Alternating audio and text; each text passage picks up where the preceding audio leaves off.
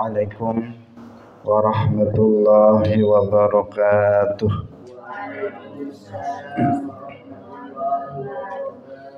Alhamdulillahi rabbil alamin. Lahu ni'matu wa lahul fadlu wa lahul thana'ul hasan. Wassalawatullahil barrir rahim wal malaikatil muqarrabin ala sayyidina wa maulana Muhammadin wa ala alihi wa ashabihi at-tayyibin at-tahirin. Allahumma la sahla illa ma ja'altahu sahla wa anta taj'alul hazna idza syi'ta sahla. Allahumma arzuqna al-ikhlasa fin niyyati wal qawli wal amal wa ba'du. Hadirin rahimakumullah. Qala al-Imam Abu Abdullah Al-Bukhari rahimahullahu ta'ala babul ilmi wal 'izzati bil laili. Babul ilmi utawi iki iku bab nerangaken mulang ilmu wal 'izzati lan aweh nasihat bil laili ing dalem wektu wengi. Wa bihi ilaihi qala haddatsana Shadaqatu akhbarana Ibnu Uyainah an Ma'marin an Az-Zuhri an Hindin an Ummi Salamata wa Amrin wa Yahya bin Sa'id an Az-Zuhri an Hindin an Ummi Salamata qalat was dawuh sapa Ummu Salamah istaiqadha tangi sapa Nabi kanjeng Nabi sallallahu alaihi wasallam zata lailatin ing dalem suwici wengi. Faqala nuli dawuh sapa kanjeng Nabi subhanallahi madza unzila lailata minal fitani wa madza futiha minal khazaini aiqidhu sawahibatil hujari farubba kasiyatin fid dunya ariyatin fil akhirah. Subhanallah madza unzila apa unzila kang wis den turunaken alailata ing dalem wengi iki minal fitani saking pira-pira fitnah wa madzalan apa futiha kang den buka minal khaza ini saking pira-pira minal khaza ini saking pira-pira gudang aiqidhu nangekno sapa sira kabeh sawahibatil hujari ing pira-pira wong kang duweni omah utawa kamar farubba kasiyaten betapa akeh wong wadon kang gawe klambi fid dunya ing dalam dunya ariyaten kang utuh fil akhirati ing dalam akhirat. Hadirin rahimakumullah, bab ini menjelaskan tentang mengajarkan ilmu dan memberikan nasihat di waktu malam. Bahwa di waktu malam pun bisa kita mengajarkan ilmu agama. Bisa kita membuka majelis ilmu di waktu malam. Bisa kita mendirikan atau membuat majelis mau'izah, majelis nasihat-nasihat di waktu malam. Tidak harus di waktu siang, meskipun pada umumnya itu dilakukan di waktu siang. Karena waktu malam waktu untuk istirahat. Rasulullah dan para salaf pada umumnya mereka di waktu malam mereka membagi waktu malamnya untuk istirahat dan juga untuk beribadah kepada Allah Subhanahu wa taala. Mereka biasanya tidur setelah sholat isya. Di awal mereka tidur, kemudian di waktu malam mereka bangun untuk melaksanakan sholat malam. Itu tradisi atau kebiasaan dari salaf yang pada hari ini sudah banyak berubah. Banyak orang yang sekarang begadang kalau malam, tidak tidur malam, kemudian juga tidak sholat malam. Tetapi dia bahkan tidurnya sudah menjelang pagi, kemudian sholat subuhnya tertinggal atau terlambat. Itu tradisi banyak orang pada masa sekarang yang bertolak belakang dengan tradisi salaf ketika itu. Nah, sekarang mereka habiskan waktu malam untuk bersenang-senang, untuk nonton TV, untuk nonton film, untuk melakukan hal-hal yang tidak bermanfaat. Kemudian itu dilakukan sampai lewat tengah malam, sampai kemudian dia tidur menjelang pagi, dan kemudian nggak sholat malam, kemudian juga sholat subuhnya tertinggal. Nah, ini bukan tradisi yang baik.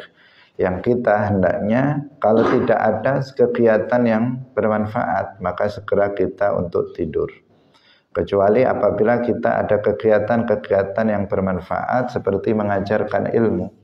Bisa dilakukan juga di waktu malam, mengajarkan ilmu, murajaah, misalnya pelajaran-pelajaran. Baru setelah itu tidur, kemudian bangun di sepertiga malam terakhir untuk melaksanakan sholat, kemudian tidur sebentar, kemudian bangun untuk sholat subuh.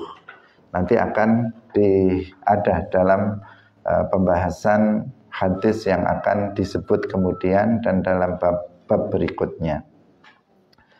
Babul ilmi wal izzati bil lail, yang menunjukkan di waktu malam pun bisa dilakukan pembelajaran terhadap ilmu agama, mengajarkan ilmu agama dan memberikan nasihat. Hadis diriwayatkan dari Ummu Salamah. Ummu Salamah kita tahu beliau adalah istri Rasulullah Shallallahu Alaihi Wasallam. Beliau mengatakan, pada suatu malam Rasulullah Shallallahu Alaihi Wasallam itu bangun dari tidurnya. Kemudian beliau bersabda, Subhanallahi madza unzila lailata minal fitani wa madza futiha minal khazaini aiqidhu sawahibatil hujari farubba kasiyatin fid dunya ariyatin fil akhirah. Subhanallah, madza unzila, apa yang telah diturunkan pada malam hari ini, minal fitani, dari fitnah-fitnah. Fitnah di sini yang dimaksud bahwa akan terjadi, beliau mengatakan akan terjadi hal-hal sesuatu yang akan terjadi kejadian-kejadian pada umat ini yang bisa menyebabkan azab. Itu yang dimaksud fitnah-fitnah. Jadi akan terjadi fitnah-fitnah.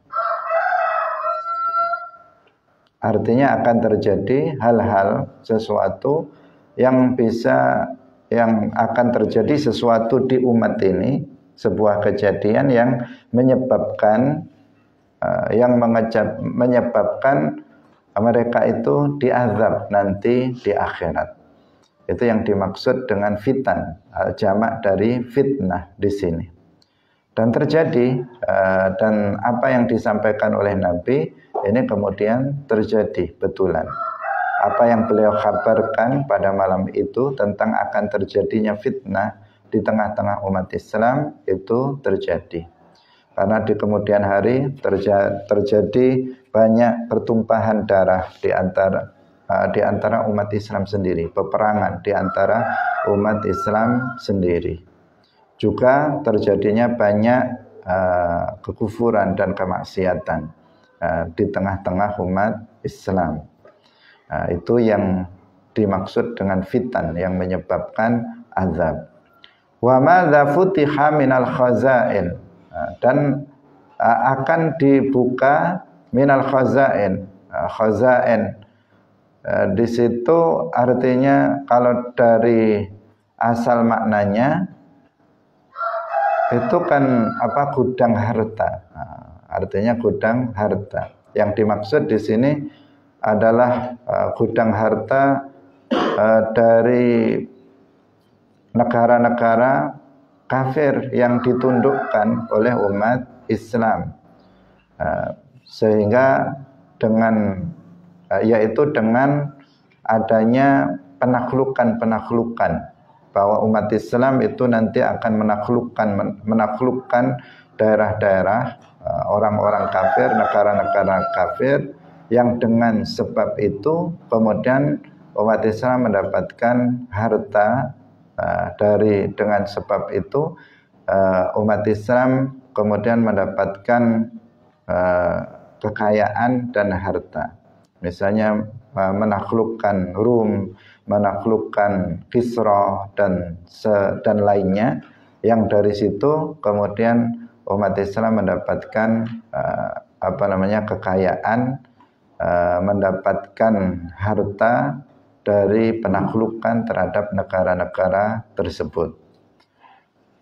Kemudian aiqidhu, di sini letaknya aiqidhu, bangunkanlah. Aiqidhu artinya bangunkanlah. Aiqadha yuqidhu artinya membangunkan. Kalau istaiqadha yastaiqidhu artinya bangun, bangun tidur. Kalau aiqidhu artinya bangunkanlah. Sawahibatil hujar, artinya orang-orang yang dimaksud di sini adalah rumah-rumah istri-istri Nabi Shallallahu Alaihi Wasallam. Karena pada waktu itu yang hadir adalah istri-istri Nabi, yang ada bersama Nabi di malam itu adalah istri-istri Nabi. Maka sawahibatil hujar yang dimaksud di situ adalah istri-istri Nabi Sallallahu Alaihi Wasallam. Farubba kasiyatin fid dunya ariyatin fil akhirah. Betapa banyak dari kalangan kaum perempuan itu di dunia kasiyah. Di dunia dia memakai pakaian. Ini sebagian ada yang memaknainya di dunia mereka berpakaian, tetapi pakaiannya itu tipis sehingga masih terlihat warna kulitnya. Karena menutup aurat itu kan dengan menutup warna kulit atau warna aurat secara umum, baik itu kulit ataupun rambut, itu yang disebut dengan menutup aurat. Kalau seseorang itu dia berpakaian tetapi pakaiannya itu tipis sehingga masih terlihat warna kulitnya atau warna rambutnya, maka perempuan tersebut tidak dikatakan telah menutup aurat, dia masih terbuka auratnya. Karena yang dimaksud menutup aurat itu menutup warna aurat, yaitu kulit ataupun rambut. Dan Nabi mengatakan farubba kasiyatin fid dunya. Di dunia ini banyak orang yang menutup aurat, tetapi ariyatin fil akhirah, nanti di akhirat mereka itu akan diazab, ya.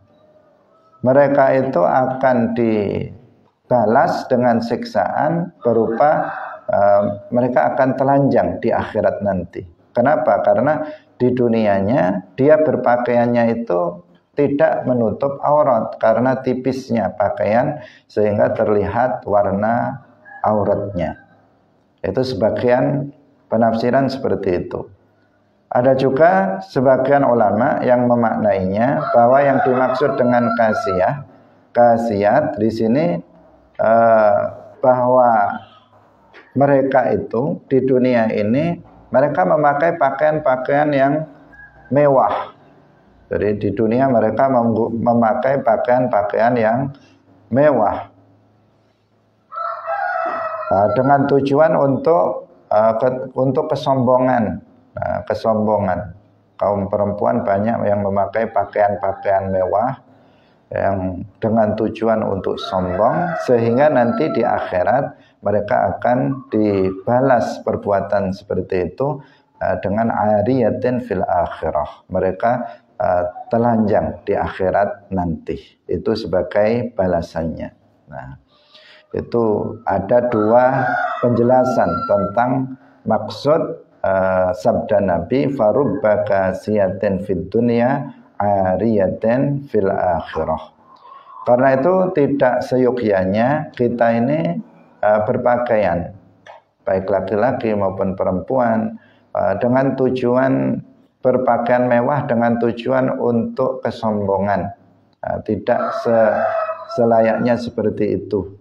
Demikian juga di dalam membangun rumah, tidak selayaknya kita ini membangun rumah mewah dengan tujuan untuk kesombongan, berbangga-bangga diri. Padahal membangun rumah sederhana itu sudah cukup untuk istirahat dia, tetapi dia membangun istana yang menelan harta sampai miliaran misalnya. Padahal dia membangun rumah 100 juta, 200 juta sudah sangat-sangat layak, tetapi dia membangunnya sampai miliaran atau mungkin triliun juga misalnya. Memakai pakaian yang kita mungkin harga 100.000 nggak sampai, itu sudah kita mendapatkan pakaian yang sangat layak. Dia pakaiannya satu saja jutaan misalnya. Kaum perempuan banyak yang seperti itu, pakaiannya bukan harga 100.000, 200.000 atau kurang dari 100, bahkan ada yang jutaan harganya. Nah, itu sesuatu yang mewah. Jika tujuannya adalah untuk lil fakhr, tujuannya untuk sombong, jelas sombongnya itu sesuatu yang haram. Dan itu tidak boleh dilakukan oleh seseorang. Berfoya-foya, bermewah-mewah dengan tujuan untuk sombong, baik dalam pakaian maupun dalam bangunan rumah. Itu tidak boleh dilakukan. Semestinya yang harus dia lakukan adalah menggunakan harta yang dia miliki untuk ketaatan kepada Allah Subhanahu wa ta'ala.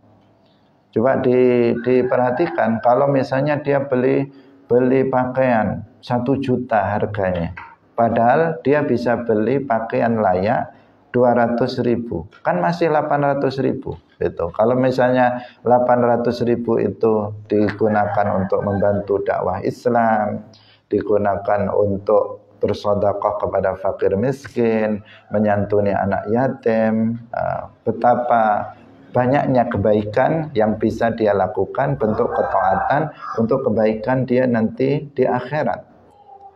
Kalau misalnya dia membangun rumah senilai 2 miliar misalnya, atau 1 miliar, 2 miliar, padahal dia bisa membangun rumah sederhana dan layak untuk dihuni 200 juta misalnya, itu sudah bagus.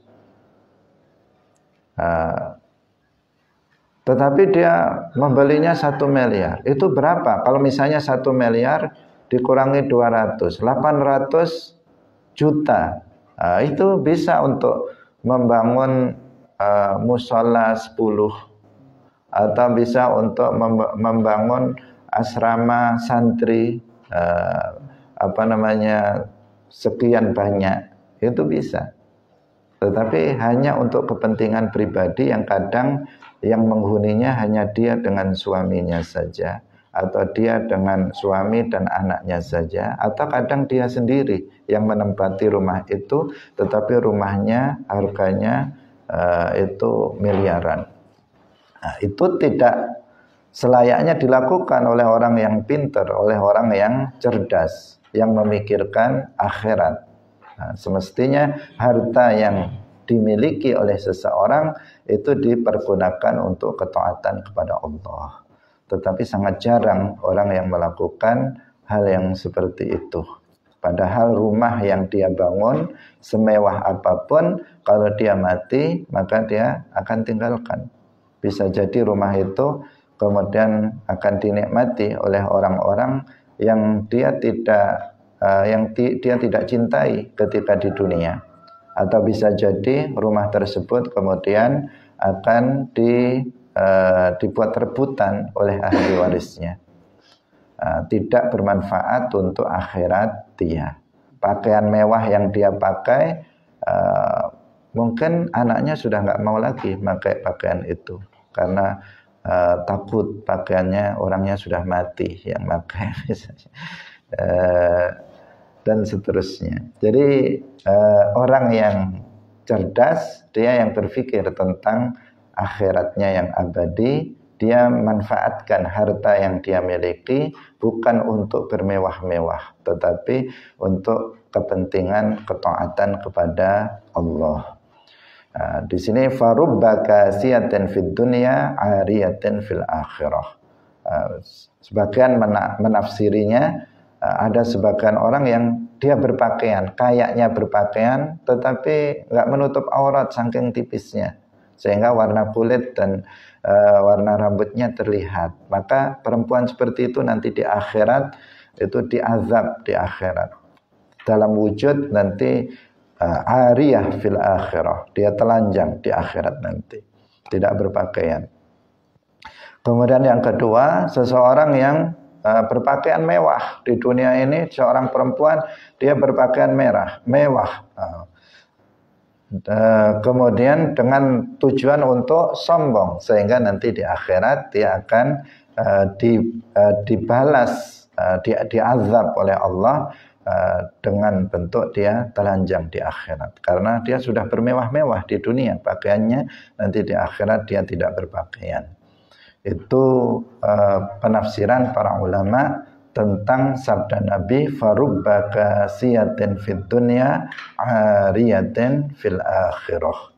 Kita semuanya ini meskipun lafadznya dari sisi lafadznya untuk kaum perempuan, tetapi bukan berlaku hanya perempuan. Hanya saja kaum perempuan yang banyak melakukan ini, yang banyak melakukan mengenakan pakaian mewah, itu biasanya adalah kaum perempuan. Kaum laki-laki jarang menggunakan pakaian mewah. Kalau kita lihat, ini yang laki-laki jarang sekali yang pakaiannya bagus. Kadang seminggu nggak dicuci, sudah nggak bagus, nggak dicuci lagi. Itu yang kaum laki-laki jarang memperhatikan penampilan. Berbeda dengan kaum perempuan. Itu yang pakaian bisa jadi 1 bulan, setiap bulan beli, kadang 2 bulan sekali beli, dan seterusnya. Apalagi di zaman sekarang yang beli pakaian tidak perlu pergi ke pasar atau toko pakaian, cukup online, maka banyak sekali kaum perempuan yang senantiasa beli pakaian.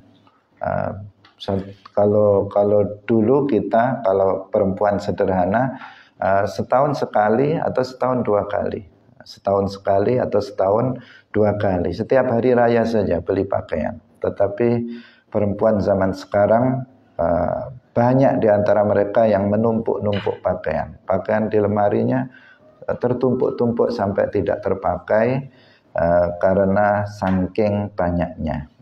Tidak semestinya ya kita sebagai seorang muslimah itu seperti itu. Hadirin rahimakumullah, akhlaknya saja yang diperbaiki.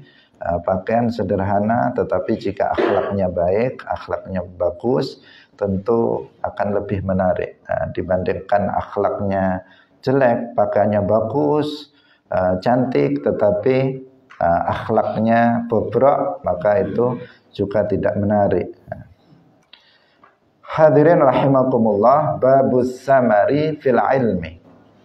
Babus samari utawi iki iku bab nerangaken as-samari fil ilmi. Artinya ngomong-ngomong atau ya, ngomong ing dalam waktu wengi, fil ilmi ing dalam masalah ilmu.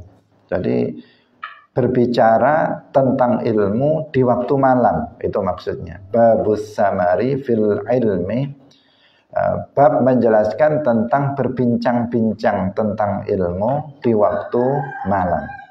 Membahas ilmu, bukan berbincang-bincang tentang dunia.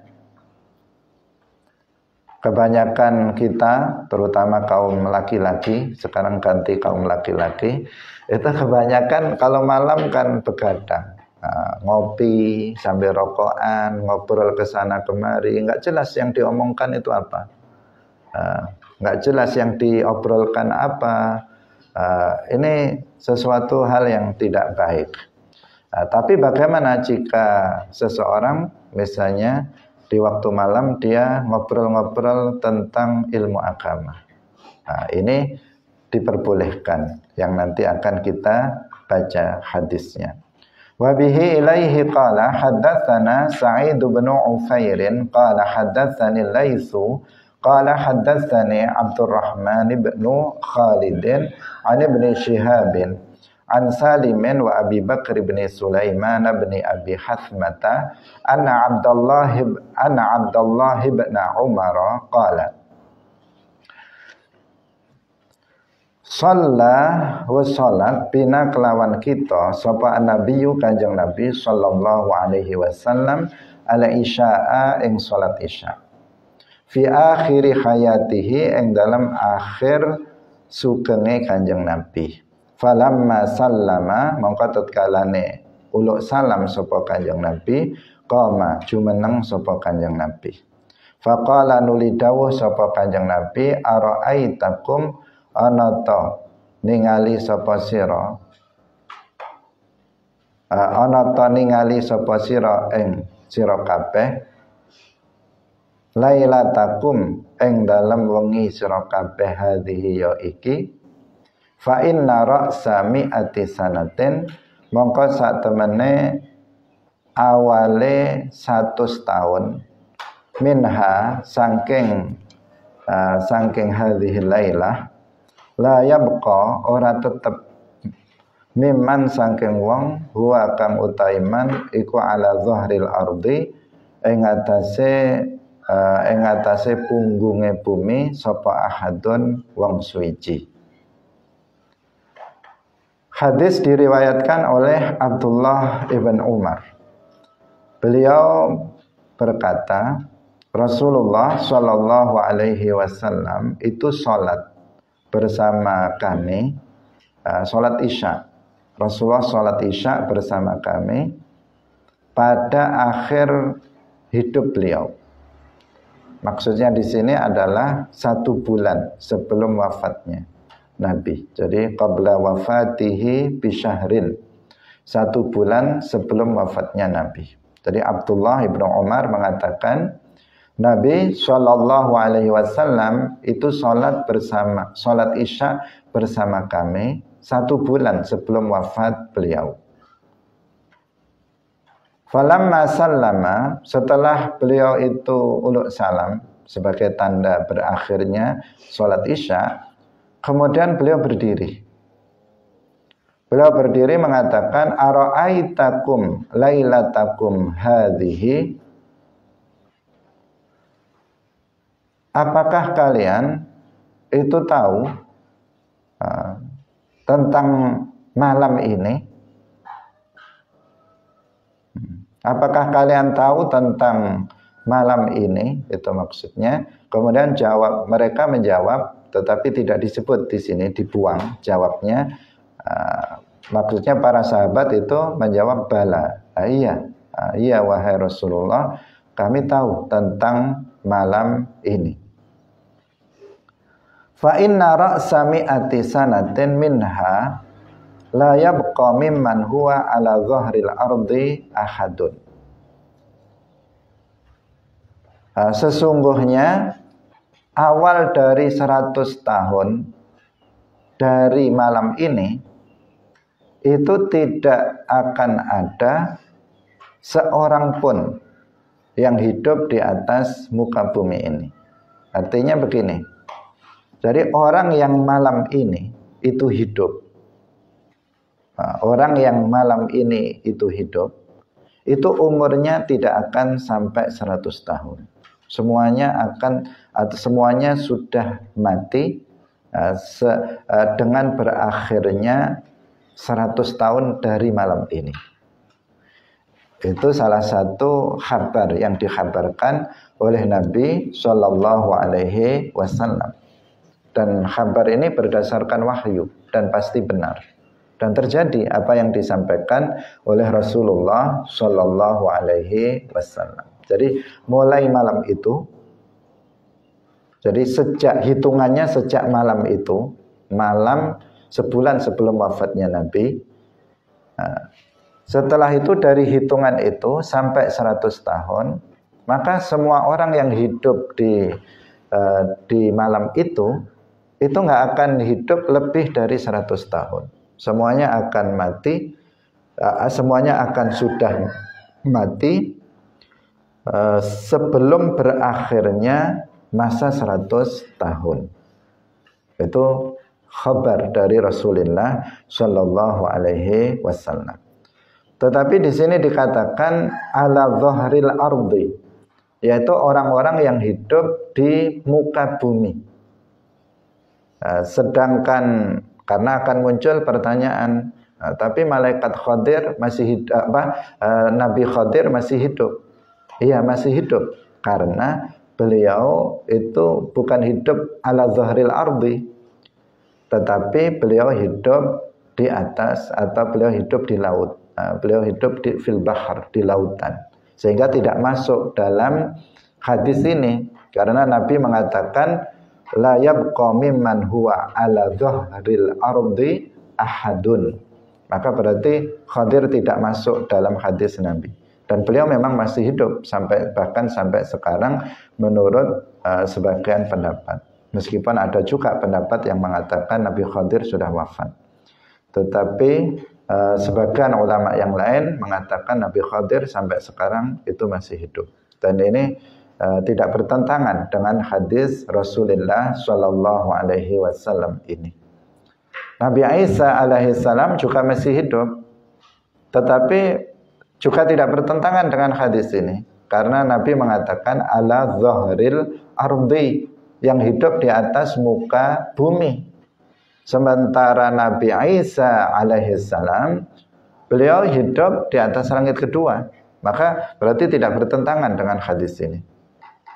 Maksudnya, kalau seandainya ada orang ketika kita membaca hadis ini, kemudian dia bertanya, tapi nyatanya Nabi Isa masih hidup, tapi nyatanya Nabi Khadir masih hidup, maka jawabannya, iya masih hidup.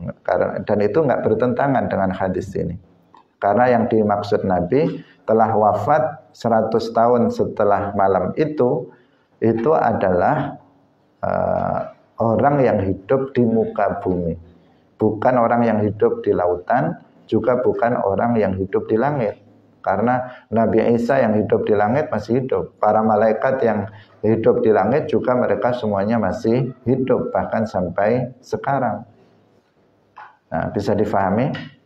Nah, itu disampaikan oleh Rasulullah Shallallahu Alaihi Wasallam di waktu malam. Nah, pernyataan atau sabda Nabi ini disampaikan oleh Nabi di waktu malam setelah sholat Isya.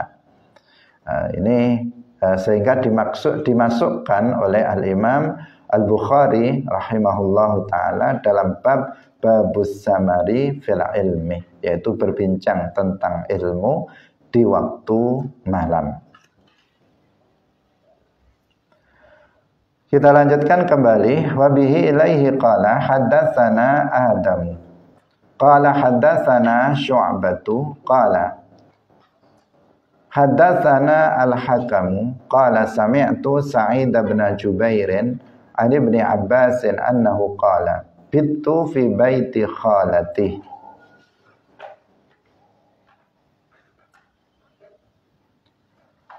Bittu qala dawuh sapa Ibnu Abbas, bittu nginep sapa ingsun fi baiti khalati ing dalam omahe bibi ingsun. Khalah itu bibi dari jalur ibu. Rupane Maimunah bintil Haris, Maimunah bintil Haris. zaujin nabiyyi garwane Kanjeng Nabi sallallahu alaihi wasallam. Jadi Maimunah itu bibinya Ibnu Abbas dan istrinya Rasulullah sallallahu alaihi wasallam. Ibnu Abbas sendiri itu adalah anak dari paman Nabi yang bernama Al-Abbas. Wa kana lan ana sapa nabiyyu Kanjeng Nabi sallallahu alaihi wasallam iku indaha ing dalem ngersane Maimunah fi lailatiha ing dalem wengine Maimunah. Fa shalla nuli salat sapa nabiyyu Kanjeng Nabi al-isya'a ing isya salat isya. Tsumma jaa nuli teka sapa Kanjeng Nabi ila manzilihi mareng omai. Omai Kanjeng Nabi tegese Maimunah. Di sini di kamar atau rumah Maimunah. Fa shalla nuli salat sapa Kanjeng Nabi arba'a raka'atin ing papat pira-pira rakaat. Tsumma nama nuli sare sapa Kanjeng Nabi, tsumma qama nuli jumeneng sapa Kanjeng Nabi. Utawa bangun sapa Kanjeng Nabi. Tsumma qala nuli dawuh sapa Kanjeng Nabi, namal hulaimu. Nama wis turu sapa al-hulaimu bocah. Di sini ditasghir dari hulam untuk menunjukkan kasih sayang. Au kalimatan au tawa kalimah tushbihuha kang nyerupani namal hulam, kang nyerupani kalimah. Summa qama nuli jumeneng sapa Kanjeng Nabi, faqumtu nuli jumeneng sapa ingsun an yasarihi saking sisih kiwane Kanjeng Nabi. Faja'alani nuli ndadekaken sapa Kanjeng Nabi ing ingsun an yaminihi saking sisih tengene Kanjeng Nabi. Fa shalla nuli salat sapa Kanjeng Nabi khamsa raka'atin ing 5 pira-pira rakaat. Tsumma shalla nuli salat sapa Kanjeng Nabi rakaataini ing 2 rakaat. Tsumma nama nuli sare sapa Kanjeng Nabi hatta sami'tu sehingga ngrungu sapa ingsun ghati tahu ing swara nafase wong kang turu. Au khatitahu thumma kharaja nuli metu sapa Kanjeng Nabi ila sholati maring salat. Hadirin rahimakumullah. Hadis diriwayatkan dari Ibnu Abbas, Abdullah Ibnu Abbas radhiyallahu anhuma. Beliau mengatakan, suatu malam saya menginap di rumah bibiku, yaitu Maimunah bintul Haris yang juga istri Nabi. Yang ketika malam itu adalah merupakan malamnya Maimunah, artinya giliran dari Maimunah untuk Nabi menginap. Karena Nabi istrinya bukan satu, istri Nabi itu banyak. Dan seorang suami yang memiliki istri banyak, maka dia harus adil dalam hal mabit, dalam hal menginapnya. Sehingga Nabi itu menginap kalau malamnya ya secara bergilir dari satu istri ke istri yang lainnya. Nah, malam itu Nabi pas gilirannya menginap di rumahnya Maimunah yang Abdullah Ibnu Abbas malam itu juga sedang nginap di situ karena Maimunah itu memang bibinya, masih kerabatnya. Nabi sendiri juga kerabat dari Abdullah Ibnu Abbas, masih kerabat semuanya. Ibnu Abbas tinggal menginap malam itu di situ, di rumah Maimunah, istri Rasulullah Shallallahu Alaihi Wasallam. Artinya Abdullah bin Abbas memperhatikan apa yang dilakukan oleh Nabi di waktu malam itu, karena beliau berkesempatan memperhatikan perilaku Rasulullah Shallallahu Alaihi Wasallam di waktu malam. Karena kalau meriwayatkan, menceritakan malamnya Nabi, itu biasanya hadis-hadisnya yang meriwayatkan ya istri-istri Nabi, seperti tadi Ummu Salamah, hadis yang pertama tadi, menceritakan tentang apa yang terjadi di waktu malam, misalnya Sayyidah Aisyah, istri-istri Nabi yang menceritakannya. Tetapi di sini Abdullah ibnu Abbas juga berkesempatan mengetahui bagaimana Nabi Shallallahu Alaihi Wasallam itu memanfaatkan atau mengisi waktu malamnya. Beliau menceritakan beliau sholat isya di masjid. Jadi fasalla nabiyul isya ay fil masjidi. Beliau melaksanakan sholat isya di masjid. Nah, buktinya tsumma jaa ila manzilihi, berarti sholatnya enggak di rumah tetapi di masjid. Tsumma jaa ila manzilihi, kemudian beliau datang ke rumahnya setelah sholat isya selesai. Ini aktivitas Nabi di malam itu tentu tidak sama antara satu malam dengan malam yang lainnya, yang banyak riwayat yang menjelaskan tentang itu. Tetapi salah satunya ini kegiatan yang dilakukan oleh Nabi di waktu malam diceritakan oleh Abdullah ibnu Abbas. Jadi beliau sholat isya di masjid, kemudian beliau pulang ke rumahnya. Sampai di rumah sholat lagi. Sholat sebanyak 4 rakaat. Karena sholat itu, sholat sunnah itu yang lebih utama dilakukan di rumah, bukan di masjid.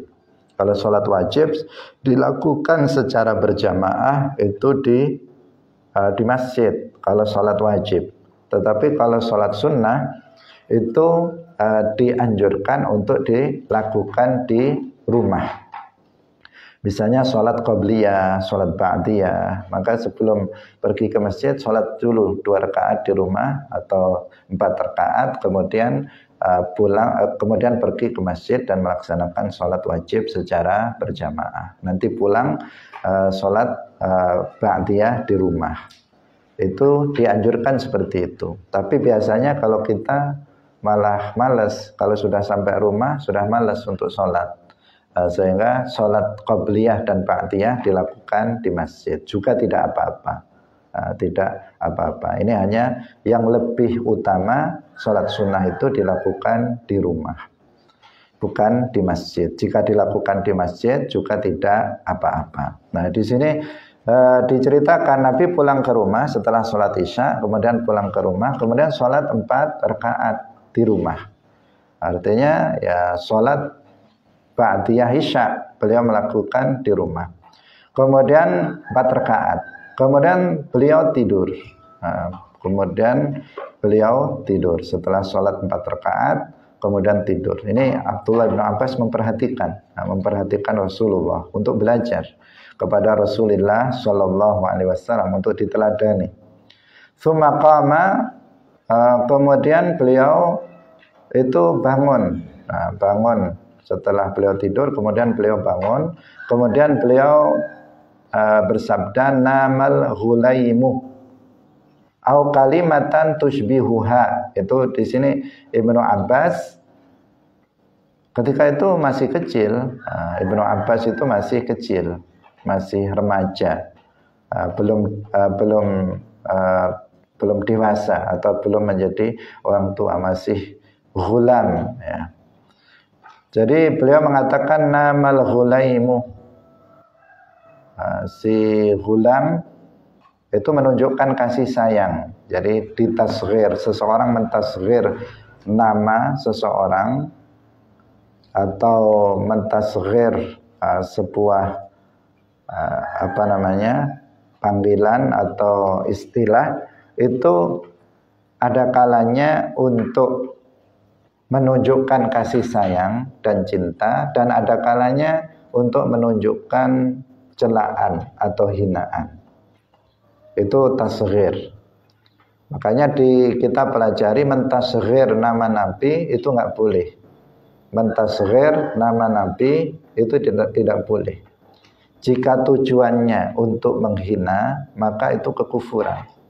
Seseorang misalnya mengatakan Nabi Muwaisa, Nabi Uyaisa. Mentasghir itu mengikutkannya pada wazan fu'ailun, itu namanya mentasghir. Kalau seseorang mentasghir nama Nabi, tujuannya untuk litahkir, untuk menghina. Dia mengatakan Nabi Uyaisa, tujuannya menghina Nabi Isa, maka itu kekufuran, termasuk riddah qauliyah. Tetapi kalau seseorang mentasghir nama Nabi, tujuannya untuk menunjukkan rasa cintanya kepada Nabi. Dia mengatakan Nabi Muwaisa, tujuannya untuk menunjukkan cintanya kepada Nabi, maka itu hukumnya tetap haram meskipun itu tidak kufur. Tidak kufur tapi tetap haram. Karena mentasghir nama Nabi dengan tujuan apapun itu hukumnya haram. Jika tujuannya untuk menghina, maka itu malah hukumnya kufur. Maka harus diwaspadai. Sedangkan mentasghir yang lainnya selain nama Nabi, jika tujuannya untuk menunjukkan rasa cinta kepadanya, maka tidak apa-apa. Misalnya orang tua mengatakan kepada anak laki-lakinya, dia mengatakan ya bunayya misalnya. Bukan ya ibni, tetapi dia mengatakan ya bunayya untuk menunjukkan rasa kasih sayang dan cintanya kepada anak laki-lakinya. Maka itu enggak masalah, tidak diperbolehkan. Itu tidak dilarang, tidak diharamkan, tetapi diperbolehkan. Banyak disebutkan di dalam Al-Quran seperti Luqman Al-Hakim yang memanggil anaknya ya bunayya, yang menunjukkan kasih sayang. Atau di sini Nabi mengatakan namal Hulaim, beliau mengatakan nama al-Hulaimu, tasghir dari Hulam, ditasghir menjadi Hulaim, menunjukkan kasih sayang beliau terhadap Abdullah bin Abbas. Maka itu juga diperbolehkan, Nabi melakukannya. Namal Hulaimu au kalimatan tushbihuha. Di sini perawinya ragu apakah mengatakan namal Hulaim atau kalimat yang lain yang serupa dengan kalimat itu. Summa qama, kemudian beliau berdiri. Faqumtum an yasarihi, berdiri untuk sholat maksudnya. Abdullah bin Abbas juga bangun dari tidurnya, kemudian berdiri untuk sholat, dan Abdullah bin Abbas ikut-ikut berdiri, ikut Nabi melaksanakan sholat. Faqumtu an yasarihi, saya berdiri di sebelah kirinya Nabi, berdiri di sebelah kirinya Nabi. Faja'alani an yaminihi, kemudian Nabi menjadikanku di arah kanan. Awalnya Abdullah bin Abbas berdiri di sebelah kiri Nabi, kemudian sama Nabi sudah suruh dijadikan oleh Nabi diarahkan ke arah kanan Nabi. Dan itu yang sunnah kita berdirinya di sebelah kanan terlebih dahulu, bukan di sebelah kiri. Fasalla khamsa rakaat, kemudian Nabi sholat 5 rakaat. Dalam sebagian nuskhah itu khamsa asyrata, 15 rakaat. Beliau sholat 15 rakaat. Dalam riwayat yang lain, dalam nuskhah yang lain itu salasa asyrata rakaat, 13 rakaat. Kalau yang nuskhah yang kita baca itu 5 rakaat, tapi dalam nuskhah lain itu khamsa asyrata rakaat, 15 rakaat. Dalam riwayat yang lain salasa asyrata rakaat, yaitu 13 rakaat. Itu. Summa shalla raka'ataini, kemudian beliau sholat 2 rakaat. Summa nama, kemudian beliau tidur lagi. Hatta sami'tu ghatitahu aw khatitahu. Di sini perawinya yang ragu, ghatitahu atau khatitahu. Beliau tidur sampai aku mendengar suara nafas orang yang tidur. Di sini bukan ngorok, ya, bukan ngorok. Yang dimaksud dengan khotit atau khotit itu bukan ngorok kayak kita kalau tidur ngorok. Kalian kalau tidur ngorok kan suaranya keras sekali, yang menjadikan orang sebelahnya itu nggak bisa tidur karena suaranya yang keras kalau ngorok. Nabi tidak ngorok, kalau tidur beliau tidak ngorok. Tetapi suara nafas orang tidur, suara nafas keluar masuknya nafas orang yang tidur. Tetapi perlu kita tahu, Nabi itu tidur, meskipun demikian hatinya tidak tidur. Matanya saja yang tidur, tetapi hati Nabi itu tidak tidur. Itu yang perlu kita tahu. Beda dengan kita, kalau kita tidur, semuanya tidur, matanya tidur, hatinya apalagi. Kadang matanya melek saja, hatinya tidur. Apalagi kalau matanya tidur, hatinya juga ikut tidur nyenyak. Itu kalau kita. Tapi kalau Nabi, beliau tidur matanya, tapi hatinya tetap tidak tidur, tetap jaga. Itu Rasulullah Shallallahu Alaihi Wasallam, salah satu keistimewaannya. Tapi orang tidur dia mengeluarkan nafas keluar masuknya. Itu yang dimaksud dengan khotid atau khotid di sini, bukan artinya sakhir atau ngorok dalam bahasa kita dengan suara yang meresahkan orang satu rumah. Bukan seperti itu.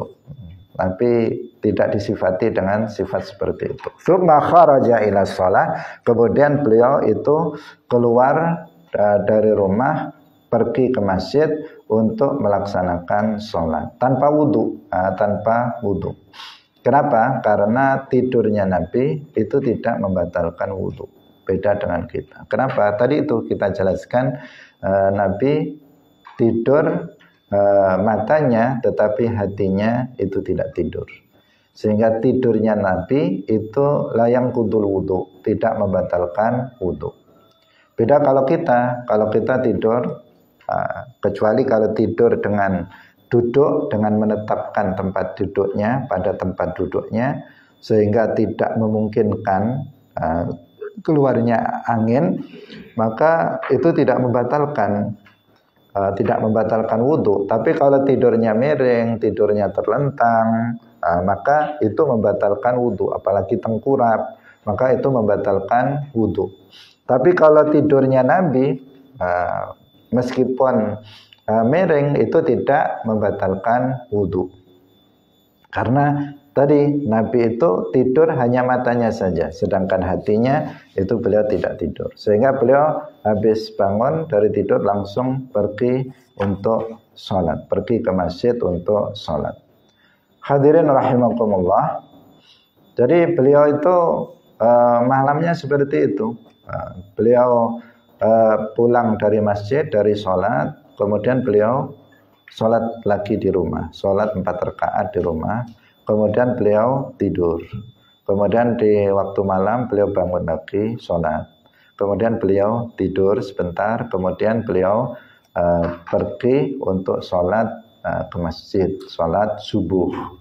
Itu yang dilakukan oleh Rasulullah Shallallahu Alaihi Wasallam, yang semestinya kita ikuti. Meskipun agak sulit ya, sebenarnya mudah dan tidak berat apabila kita betul-betul mengikuti apa yang dilakukan oleh Nabi. Tidurnya di awal, beliau kan tadi diceritakan pulang dari masjid, sudah jam 6 ya tadi. Sudah lewat. Jadi pulang dari masjid, kemudian beliau sholat sunnah 4 rakaat, kemudian tidur. Berarti kan tidurnya di awal. Kemudian malam beliau bangun, sholat 13 rakaat atau 15 rakaat, sholat sunnah, sholat tahajud. Kemudian beliau tidur lagi. Kemudian datang waktu subuh, beliau berangkat pergi untuk sholat subuh. Itu tradisi yang dicontohkan, yang diteladankan Rasulullah. Mohon maaf ini tidak lihat jam, waktunya sudah lewat. Semoga apa yang kita sampaikan bermanfaat bagi kita semuanya. Barakallahu fikum, wallahul muwaffiq ila aqwamit thoriq. Wassalamualaikum warahmatullahi wabarakatuh. La ilaha illallah. Allahumma salli ala sayyidina Muhammad wa ala alihi wa sahbihi wa sallim. Rabbi ighfirli wa liwalidayya wa lil mu'minina wal mu'minat.